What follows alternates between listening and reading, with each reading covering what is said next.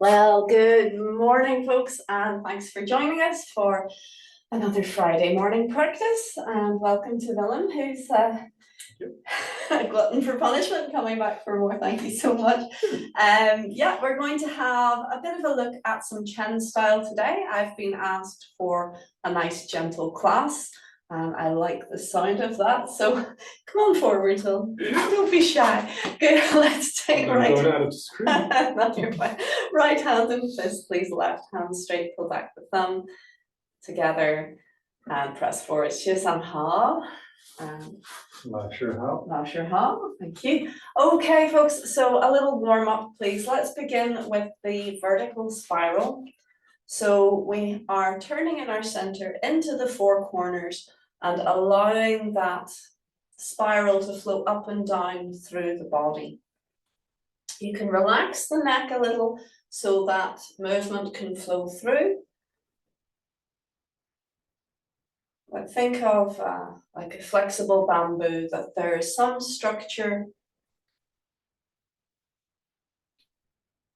and movement.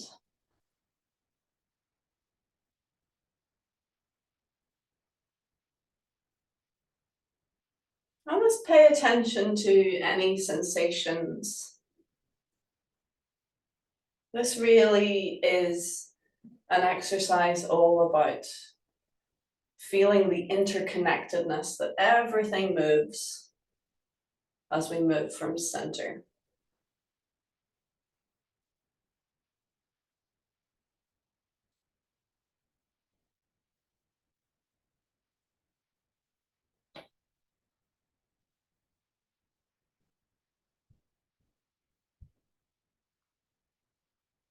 And let's change direction.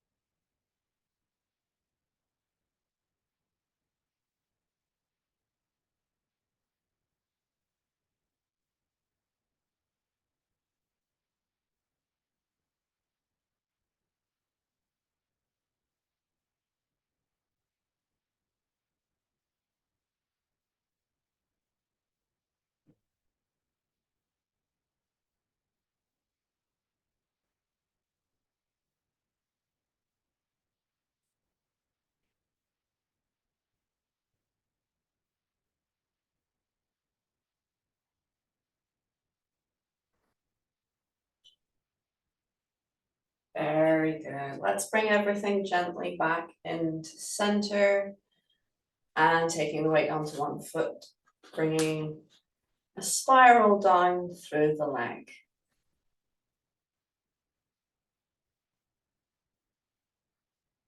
And changing direction.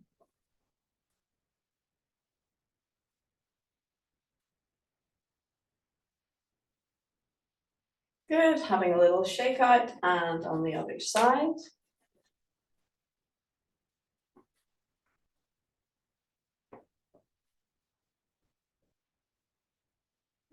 And changing direction.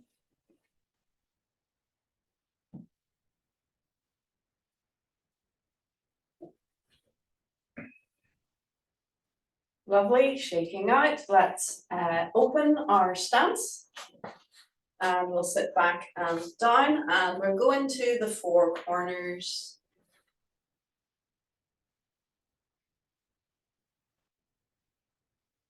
Recently, I got feedback about this exercise that you just try and move center, but let that move the whole of the upper body.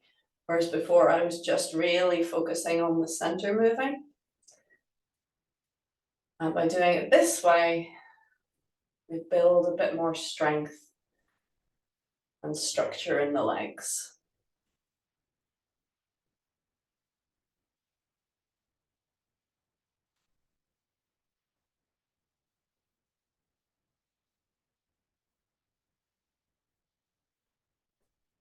Very good, let's change direction. We just do what you can comfortably on the day. Of course, you can take a higher stance, a shorter stance.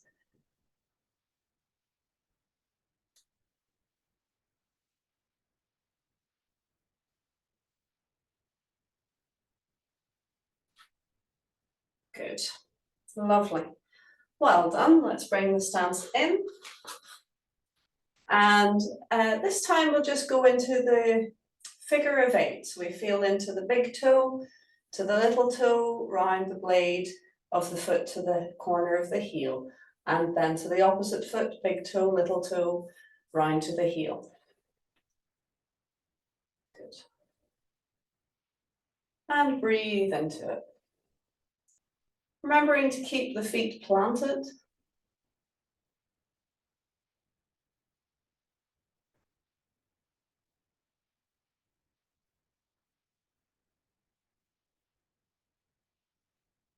We could add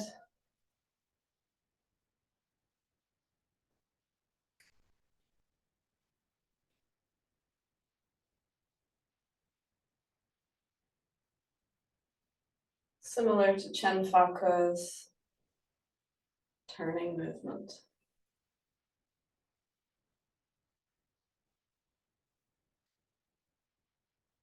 Isn't that nice? Good. Lovely. And back to center. Good. And let's just circle those shoulders.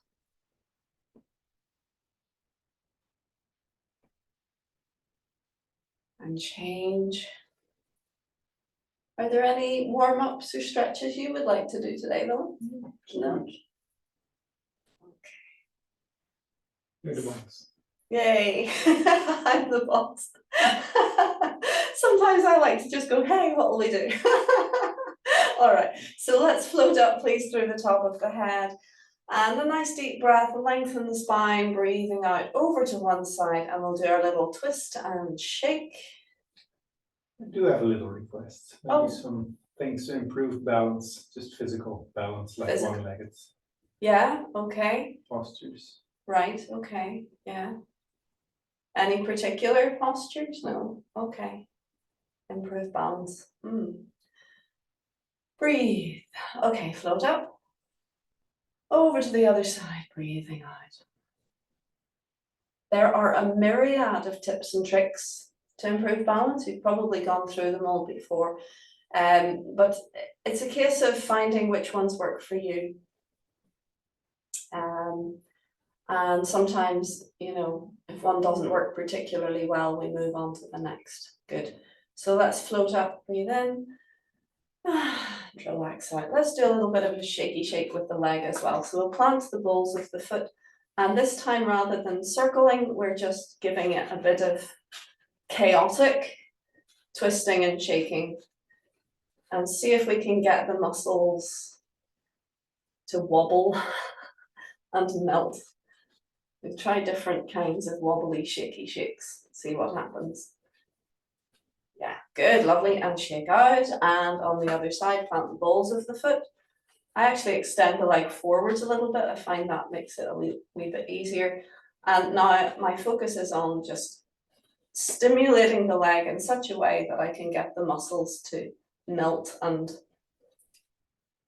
twist around the bone. That's quite a skill in itself. Controlled abandon. There we go. Good, and a little shake out. Lovely. Okay, so yeah, balance. Right, there's quite a few things. First of all, spotting. I'm sure you know all about spotting. So if we're wanting to stand on one leg, often the balance issues arise standing on one leg, but throughout our Tai Chi practice, keeping the eyes focused and selecting a spot on the wall or ahead of you that is steady. So if you're looking at the back of someone's head, if they wobble, you'll likely wobble as well. So if you can just for a little practice, just fix a spot directly ahead of you that isn't moving, and we'll place one hand level with the sort of mid hip, and imagine that you have a pillar or a support with the fingers pointing forwards, let's raise the other hand up and press the heel of the hand down. So just a little golden cockerel stance on one leg. So focusing past the fingers onto that spot and breathe into it. Very good. And relax down. So often in a balance, there will be something to anchor you. I'm thinking Phoenix, you spot, but thinking of sitting down and lengthening up. But let's do it on the other side. So we get our little pillar. This is important in such a move, because if the arm is too long, then it's like having a walking stick that's too low. So the position of the whole body acts as a supporting framework. So we want to make sure that we're engaging the entire skeletal and muscular structure, rather than just trying to balance, we're engaging. So let's find our little pillar, engage with the pillar, and lift, focusing on a point ahead. The heel of the hand presses down and we're looking ahead. Good. So spotting can actually help with a lot of issues. Good. Relaxing down. It's often when we're doing our Tai Chi, we fall into the trap of listening and feeling and trying to control our body so much that we kind of turn in on ourselves. We become very introverted and our gaze becomes glassy, and we're not focused, our eyes aren't focused. So if the eyes are focused, the energy is focused. So that's one useful tip, but I'm sure you already knew about that one. Okay, so another one, if you think of, we want yin and yang. If you think of the body as symmetrical, think of the center line, the standing foot, think of that side.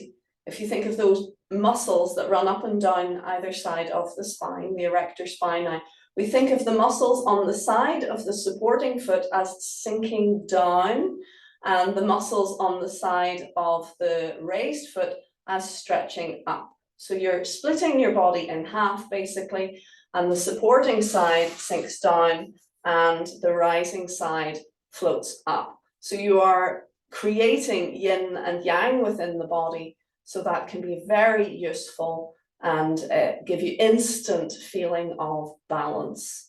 Good. And relax down. So often when people are balancing, they become top heavy because they're nervous, their energy rises. So by doing this, you're creating the dynamic of being rooted strongly, but also you have the rising element. So your muscles aren't actually sliding up and down your back, but it's that intention of the two-way that gives you a feeling of balance. Have a wee play with it and see what you think. So standing side, supporting side, sliding down, raised side, sliding up. Yeah. Just using golden cockerel as an example. In Chen style, of course, you're lifting the arm up, but it's exactly the same principle. So supporting side down, raising side up. Very good, and relax down. So creating that yin yang, embodying the yin yang is going to help. So that's one way of embodying the yin yang, is to split the body on the vertical plane. But if that isn't your cup of tea, you can also split the body on the horizontal plane. So that means that as you're doing your balance, the lower half from the waist down, you think of sinking, and the upper half from the waist up as floating. So even, yes, if you're kind of doing this, a movement like this, you're still thinking lower half heavy, upper half light. So again, we're splitting the system in two and expressing the two opposing forces.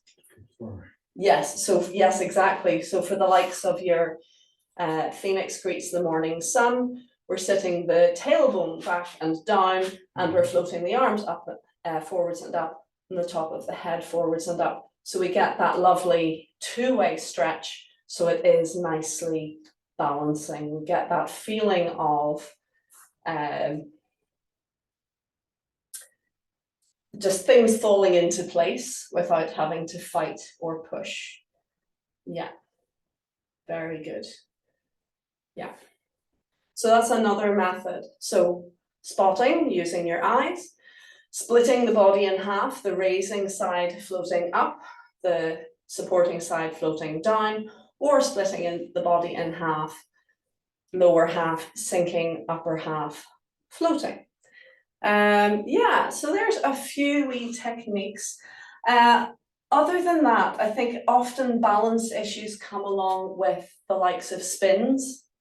So when you're doing a turn, and what I see there, people are often trying to get each individual part of their body around. They're, you know, okay, so I have to get my hips around, and I have to get my leg around, and I have to get my arms around, and I have to get my upper body around, and I have to get my head around. And they're breaking up the physical integrity in order to do the turn. So what I would say, anytime that you have a turn, you think of your system as one unit. It's like a figurine. So I often think of, you know, your little lead soldiers or Star Wars plastic figures. It's just one figure in good posture, and we're still relaxed. So it's not that you become like stone, but you just relax into your posture, and we think of moving center. So for example, you sometimes get these postures, let me see, these postures where you strike a pose and then you turn. See what I mean? So how do you do that? Well, you do it by just keeping your structure and tweaking your center. You move your center, and if your center is moving, then everything moves. So it's a really nice practice. You focus your eyes and turn center, put the foot down, focus your eyes, find your new spot and turn center. Focus your eyes, relax into your body, keep your structure, turn center. Focus your eyes, relax, breathe, keep your structure, turn center. And you can really become quite adept, quite fast, that it's your, as always, it's the mental construct that you're using. So if you think to yourself, well, I struggle with balance and this is a really difficult move and oh my goodness, and you know, if we give ourselves all this mental chat, of course, we're going to fulfill that expectation, where if you just say, okay, I'm keeping my structure, I'm relaxing to center, I'm going to turn my center, focus, keep structure, relax to center, keep breathing, turn center, focus, you know, you can actually really achieve great balance without doing anything. You know, it's not that you're changing your balance, you're just going through the principles. Very good. That's it. Relax down. So they're nice wee exercises to do. Of course, if you are turning in a balance, you want to reduce the surface area that you're turning on. So there are two ways. You could turn on your heel, or you could turn on the balls of your foot. So you never want to try to turn in a balance on a flat foot. That's impossible. It's that you're rooted. So you have to uproot just enough so that you're making your pivot point much smaller. So you can either pivot on the balls of your foot, as in the front balls of your foot, the metatarsal area, or the heel. And when you put your foot down, it acts as your brake, and it also acts as rooting. So as soon as you've put your foot down, that's very nice, Philip, yeah? As soon as you put your foot down, you're rooted. So it's impossible to stay rooted and turn. You'll just end up pulling muscles and hurting yourself. So you have to lift either the heel or the toes just enough to reduce that surface area to turn. But often what I see, especially with beginners, when they realize, oh, it's a ball turn, you know, you're turning on the foot, they're doing like a releve, like a ballet position, and they're going way too high. They're lifting up, which uproots. So Tai Chi is a rooted practice. It's a one-legged practice. So even when we have lifted the heel, we still want to think in terms of being heavy and low to the ground, and a moment to put the foot down, we're instantly rooted again. So it reduces the risk. When we're up here, we have to go all the way down to here before we're safe. So when you're turning, you just come off the ground and no more, and that keeps the structure of the foot, and it keeps you close to rooting so that you can plant yourself and connect once more. Beautiful, look at that, lovely. Yeah, yeah, very good. Okay. Yeah, so a lot, you're very welcome. So a lot of it is mental, but it's not like trying to pump yourself up and say, I can balance, I can do it. No, you just go through the principles, apply the principles, and there you are, you've got it. You don't have to even think about it. Great, okay, you're very welcome. Let's do a wee bit of silk reeling now, please. Folks, we're going to do some double hand and stepping. So let's bring the feet together to begin and float up through the very top of the head. Bring the chin slightly down and back, and breathe and calm, letting go.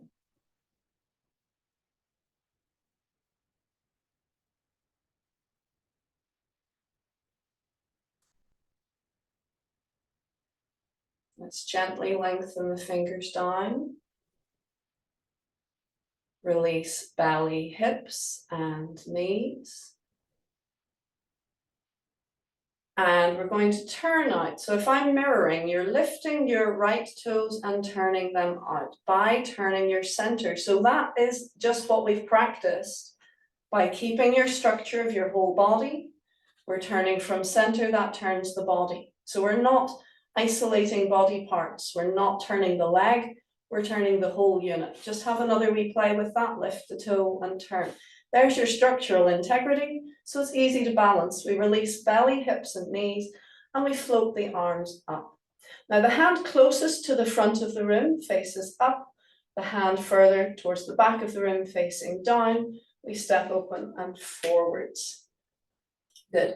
Get your plumb line, feel the top of the head floating up and the tail hanging down. Again, basic understanding of how to balance is stay a vertical column. So throughout our movements, we're going to keep that verticality as we gently turn towards the back and flip the hands and feed the weight from underneath to come forwards. Hand inside the level of the knee, turn and float the arms up.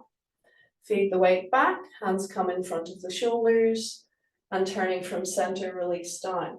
Now, I actually found, or was given a correction recently, that I was slightly tilting as I brought my arms down. And it's a very common thing that as the arms come down, the body's kind of going down with, but we want to avoid that. Stay nice and erect and let your center turn to drive your arms.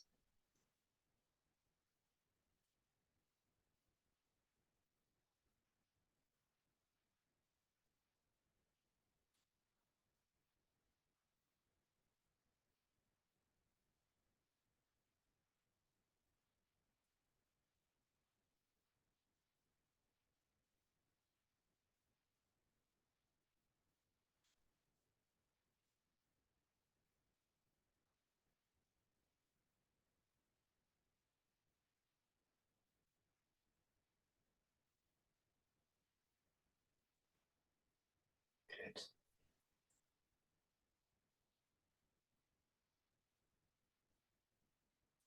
Allow your shoulder blades, excuse me, shoulder blades remain nice and slick against the rib cage. The shoulders nice and heavy and relaxed.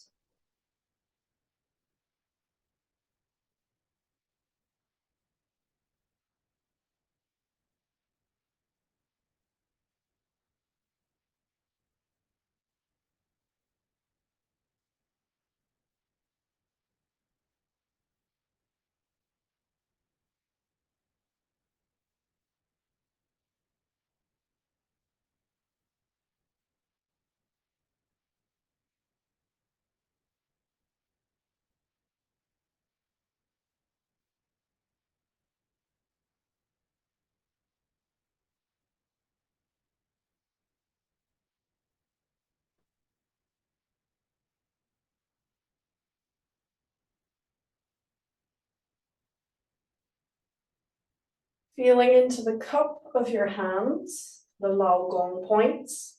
Keep them soft and sensitive. Keep the fingers nice and lively and awake.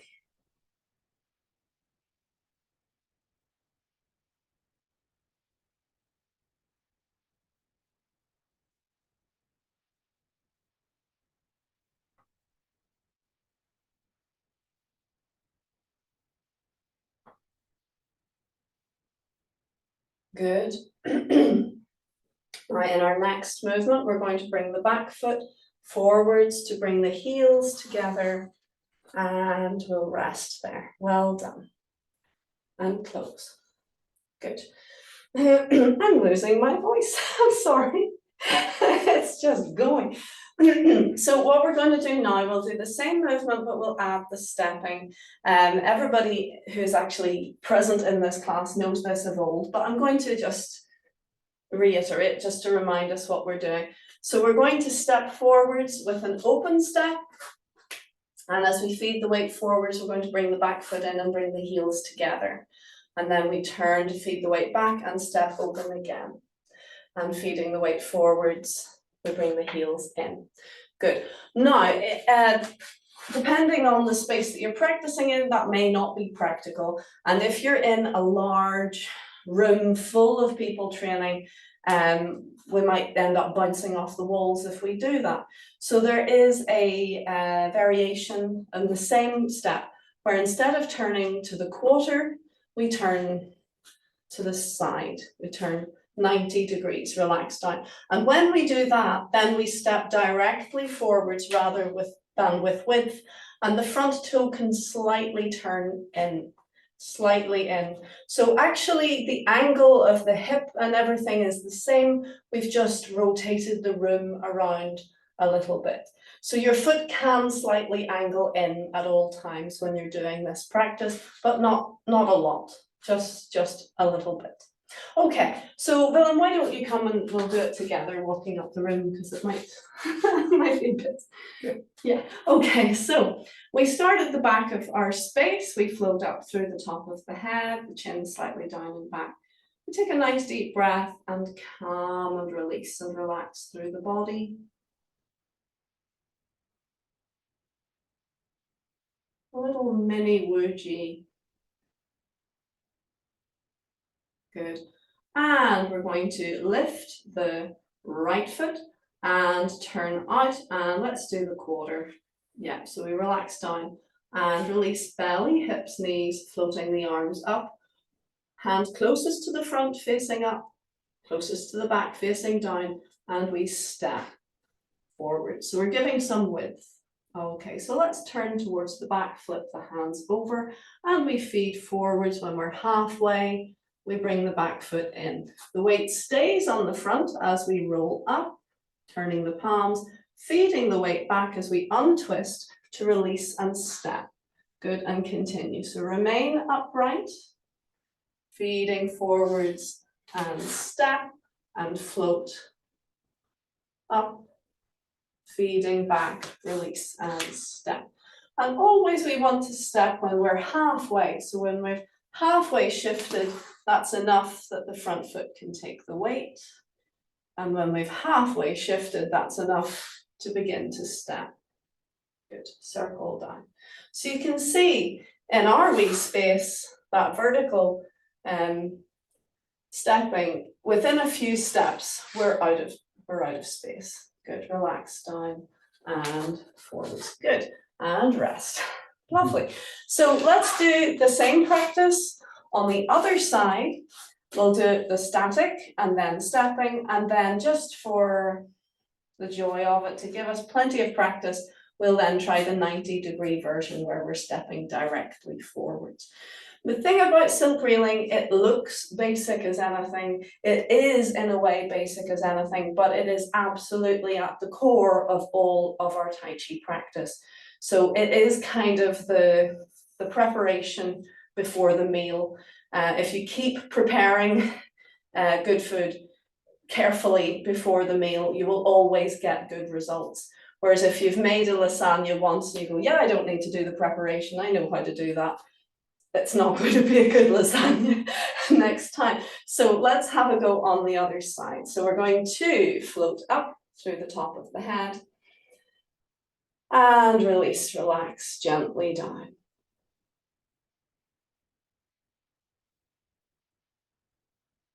Calming down, let's find all 10 fingers, gently stretch them towards the floor. We're going to lift, this time the left toes, just enough to give it space to turn on the heel, keeping your structure turning to quarter, pop the foot down, release, belly, hips, knees, and float the arms up.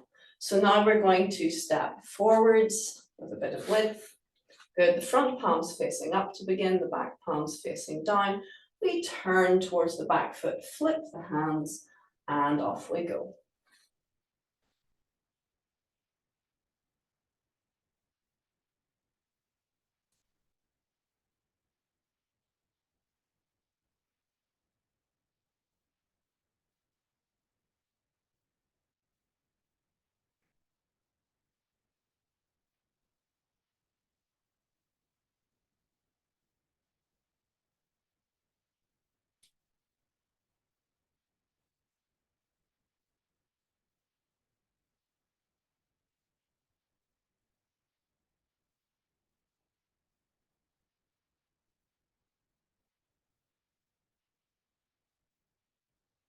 Breathe, feeling your way.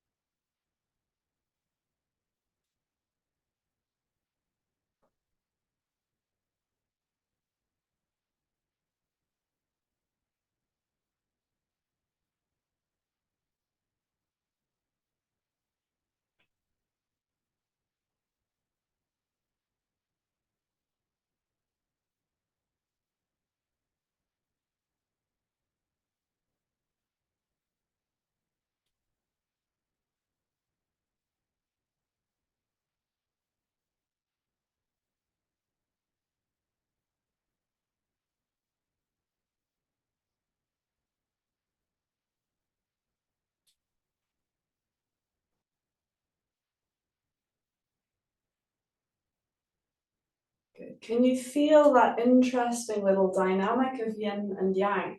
As we turn the waist, the arms release from their twists. And as we travel across, the arms are drawn more and more into their twists.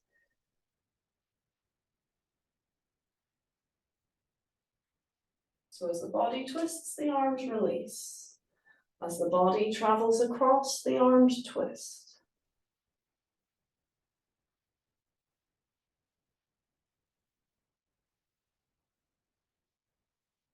Excellent, and let's bring the back foot in. Well done, and relax down. Good, easing from your stance, little heel tap. Let's now travel up the room. Again, we're going to use the quarter turn. So come here. Okay, so we begin with our feet together. We float up through the top of the head, the chin slightly down and back, calming down.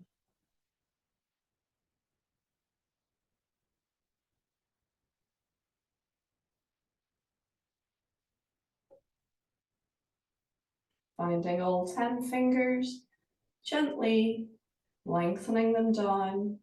We're going to lift your left toes, turning the body to the quarter turn, foot down, relax belly, hips, knees, floating the arms up, front palm facing up, back palm facing down, and we step open and forwards. Keeping your structure, staying vertical, we turn, flip the hands, and off we go. Bring the back foot in.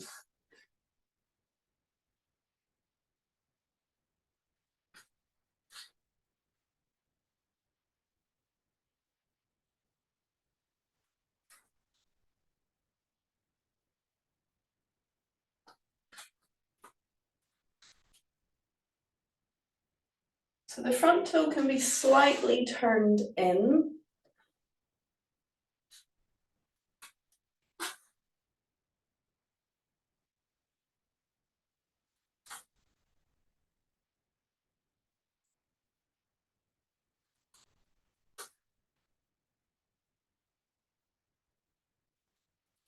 Bye-bye, Mum.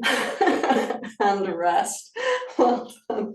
And close. Good job. Okay, so now let's, just for the fun of it, let's explore our 90-degree step. It can feel different, and I've had students in the past saying to me, you know, when I do the 90-degree thing, it hurts my knees, it hurts my hips.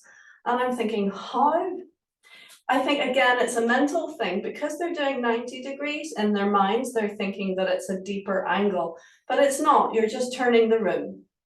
So yeah, I had to work with them then to unpick what they were doing. So obviously do what you find doable and most comfortable, but sometimes in a class scenario, especially if you're in the room with the master and there is a crowd of people, you'll have to do the same thing or you'd be plowing into each other. So it's useful to practice the different ways. Yeah, that's how they think about it as well. Yeah. So it's important where your focus is. When the way we did it just now, I would say your focus is forward, you're stepping forward, but because there's width in your stance, you keep going into the corner. Yeah. Yeah, but so if we turn 90 degrees with the foot, our focus is in the corner. Mm-hmm. And we end up stepping straight forward, but keep the focus in mind.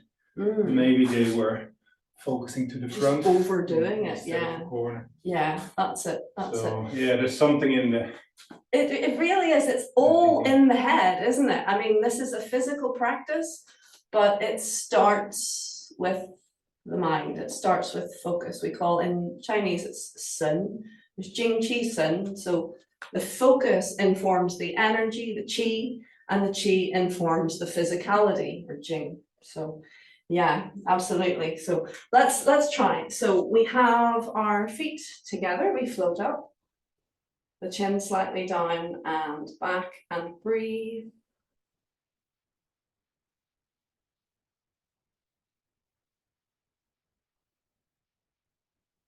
Okay, so let's lift the right toes, turning to 90 degrees.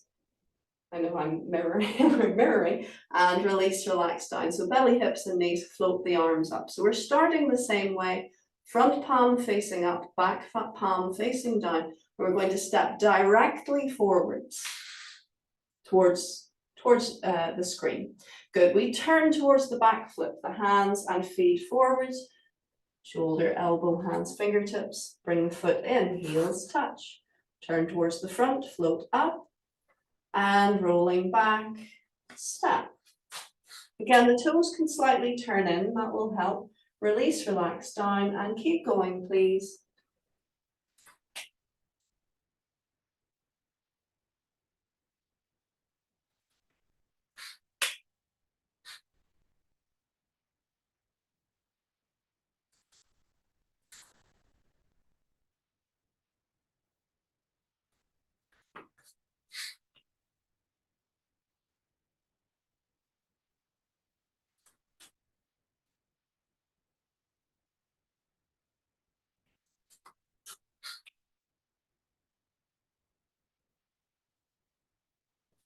Good, and rest, well done. Lovely. How did it feel? Did it feel any different for you?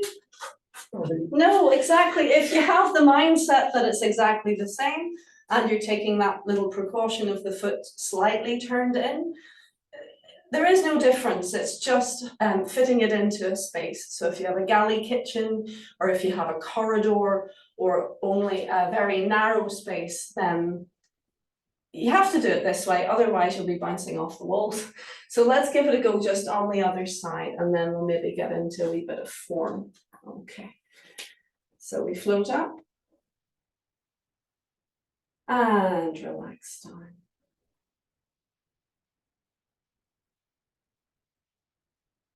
Fingers pressed to the floor, lifting left toes, turn to 90 degrees. Keep that structure. Release belly, hips, knees, float the hands up, front palm facing up, back palm facing down, and we step directly forwards, toe slightly in, and turn. Off we go.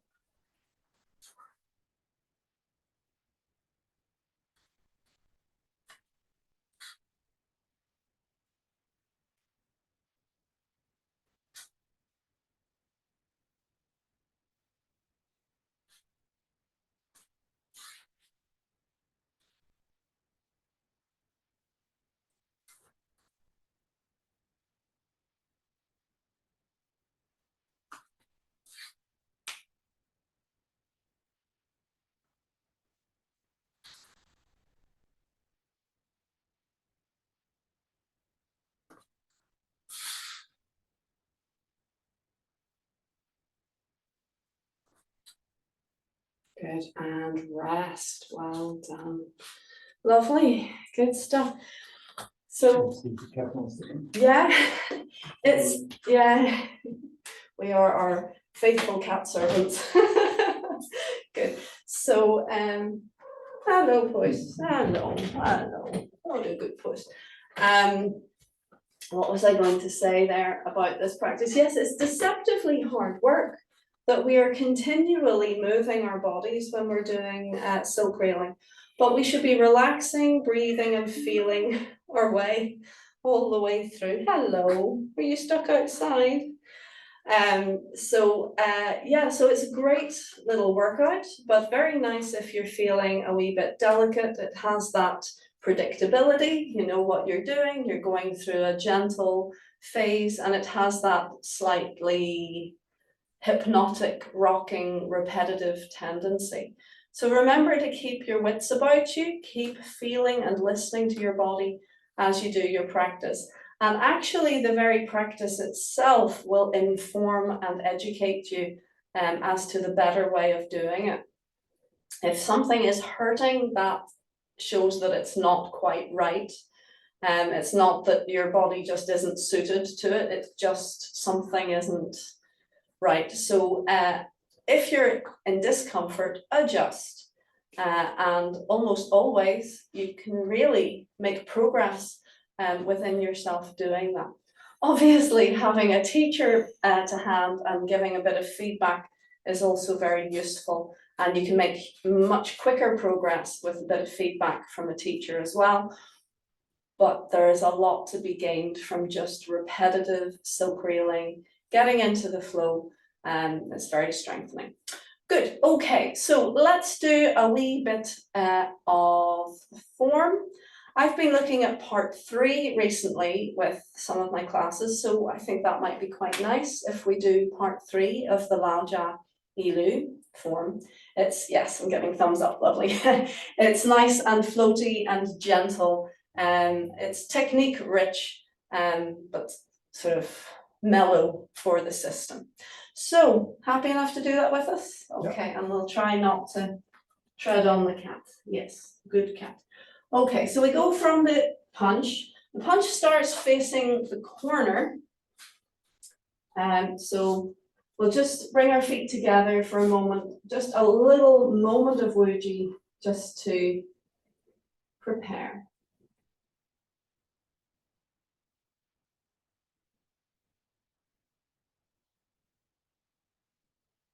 Very good, and ready, prepare for punch.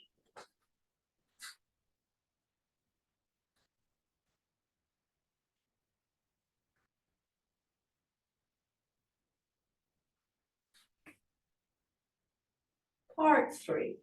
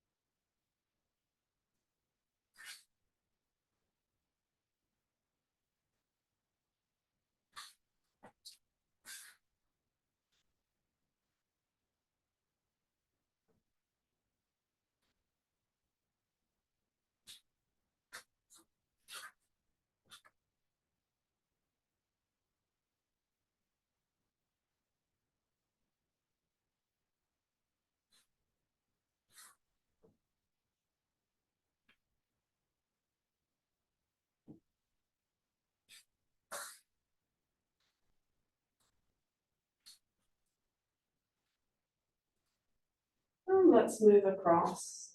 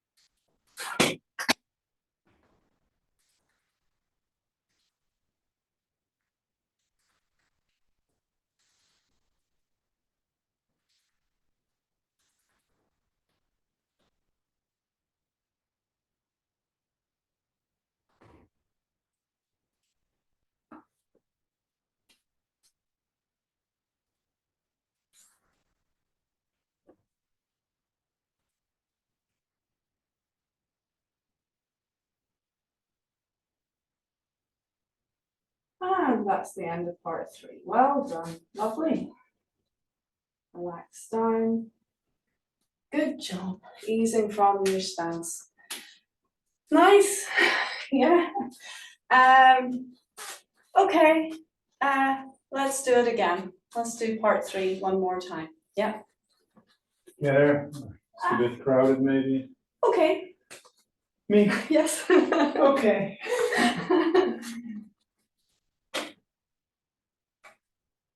Let's get ready.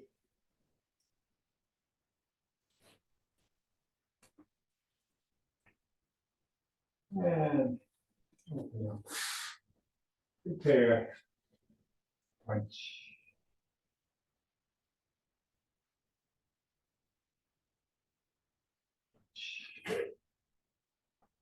Part 3.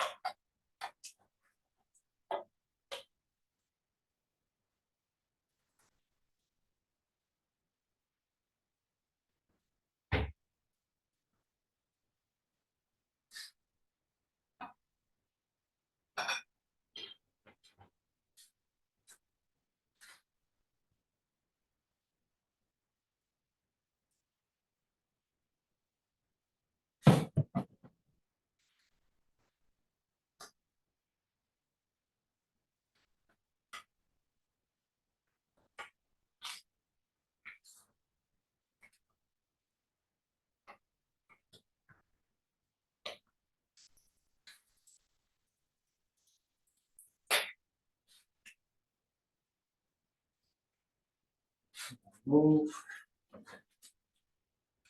And continue.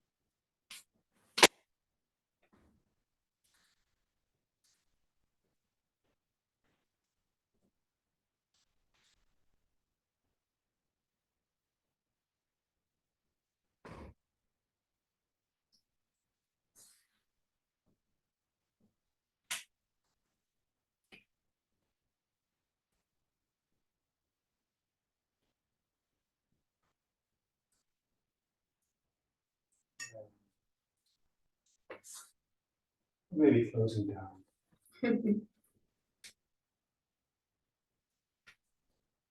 Beautiful. Good. Yeah.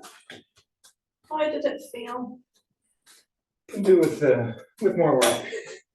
Well, Work in always, progress. yeah, we always feel like that. And what about balance wise? Well, I think what you said about just the unified body really, it's really something I'm working on. Very good. Yeah, it's very nice. Okay. Good guidance, good point of focus for me personally. Thank you. Great. Yeah, it's just something that, as I say, as you practice, sometimes these themes emerge, that it's not even that you're playing with it, it just kind of, the penny drops at some stage, and then if it works, and we go from there. Alison, how are you getting on? Yes, I was just going to say that within that section, there's actually several places where your stepping silk reeling was useful, because it gives you that momentum to link everything. Yeah. And like it was good to do the stepping silk reeling beforehand, because the body then had that momentum and brought it into the form. That's what I find anyway. Very good. Yeah, I think silk reeling, it's one of these things, if you don't do it, you can still get through your form, but just taking one focus of silk reeling and playing with it, then, as you say, then doing the form, you realize, oh, there it is. It's like, where's Waldo? It's like, oh, there it is. Oh, that's where that's coming from. Yeah, even the silk reeling to the teapots exercise, as we call it, this one, I mean, it seems to be very clearly there it is, look, teapot to go in. I mean, it's that one movement. Now, I can't find it anywhere else. Maybe it is in other places in the form, but that one movement in the form has an entire silk reeling exercise devoted to it, which I think is just lovely. It's really nice that it's like making a watch, every tiny little bit has its own purpose and is just as important as every other little bit. If you take a watch and open it up and go, whoa, look at all those components, we don't need half of those. If you take a single component out, will it work? Probably not.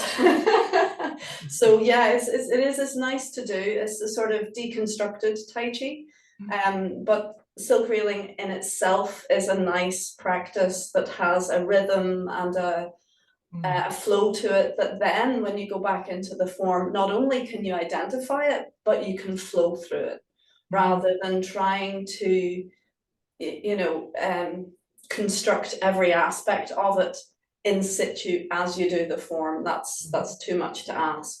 So yeah, it unifies the movements, upper Yeah. body, lower body, and the arms. exactly. So, but the practice of silk reeling strengthens the body and the core. Yeah, So that within the form, then it works as a unit.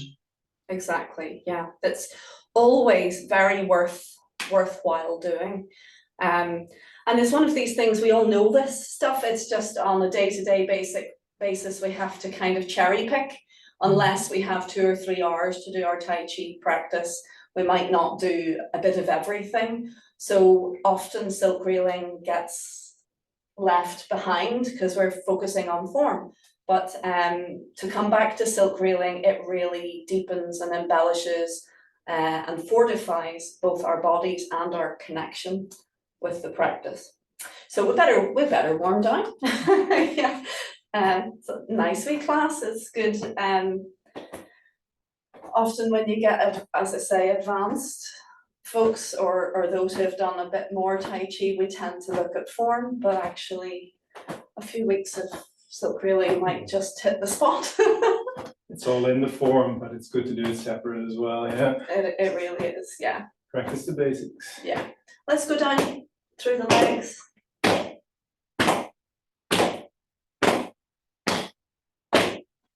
We cup hand can help just send the energy through the foot, through the structure, rather than just slapping the surface.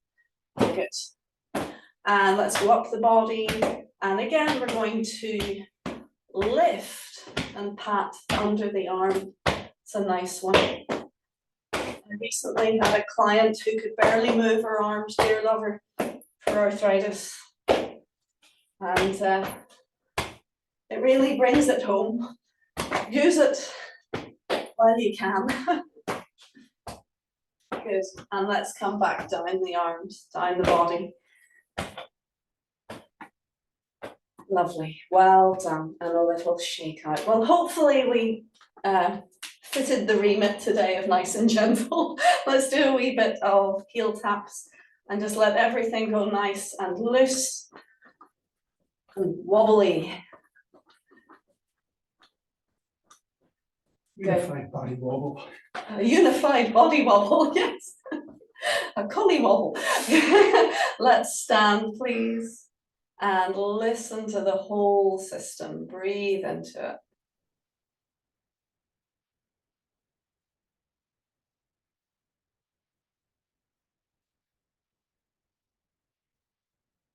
Let's gather the energy to center.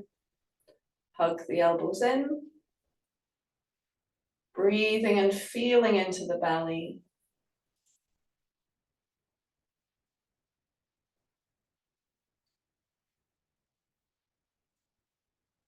Feeling your energy is stronger.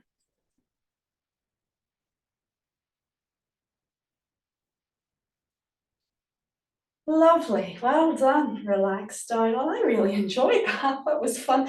Thank you so much for joining us today. Let's salute Chia San Hao, Lao Shi Hao, Lao Shi Hao. We're all teachers here. Thank you very much. We look forward to seeing you next time. And good luck in France with the master. Very good.